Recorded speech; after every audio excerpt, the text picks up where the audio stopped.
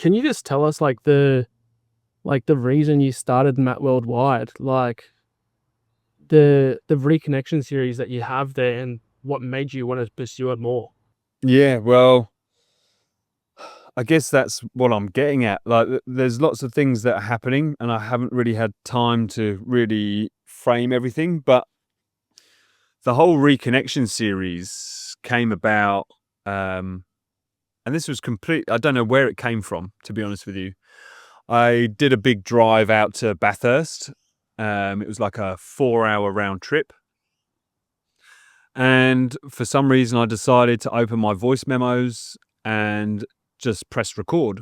And I spent the entirety of the 4 hour trip basically just talking about things that have happened in my life. And I was trying to be as sequential as possible, but I went as far back to my earliest memory of being 3 years old and having this very vivid image of a guy who had broken his leg and had like metal bars and everything in it. And that's my earliest memory. Turns out that memory is actually my biological father, who I've never met. Me and my mum kind of left him when I was sort of 2, 3. And during the whole process of listening back to my life story, there was so many people that have been in my life that are not in my life anymore for no real reason other than we've all just gone off and done our own thing. And that's happened at many times throughout my life where, you'll know it yourself. You finish college or you finish uni, and then everyone just scatters and goes everywhere. So that was my first initiation. And then various jobs in London, you build friendships and then you move on. And then after London, I went and worked on a yacht for about 8 years. So even more so, like, I was meeting people in the yachting industry, and then so I've got people all around the world that I still think about today that have shaped who I am or have been a part of my life story. And I just wanted to reconnect and see how they're going. And not necessarily to come draw them back into my life, but just let them know that, I still think about them. And yeah, I want to see what they're up to, really. And so I didn't know how to do it. I just went onto Instagram and said, right, this is the first person I'm going to do. It just happened to be a mate of mine from school, so we would have been 14, 15.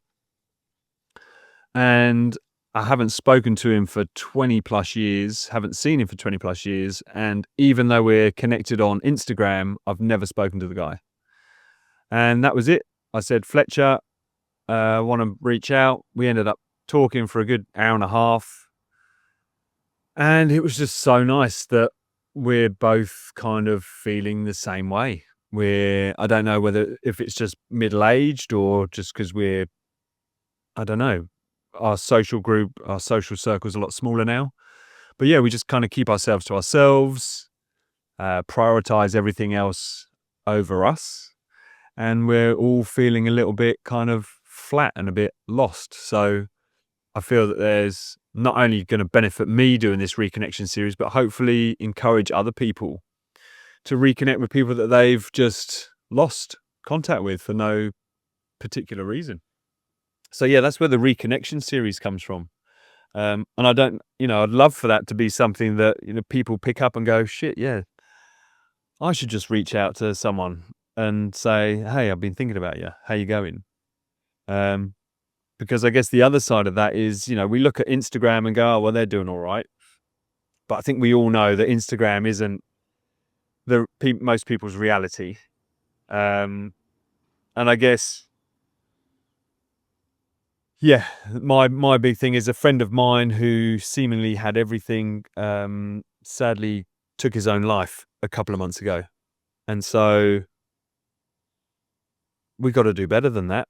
We can't just let people just think that that's the best option or their only option. And so, yeah, I'm on a mission to try and reconnect to my tribe, but also to encourage other people to reconnect with people they lost.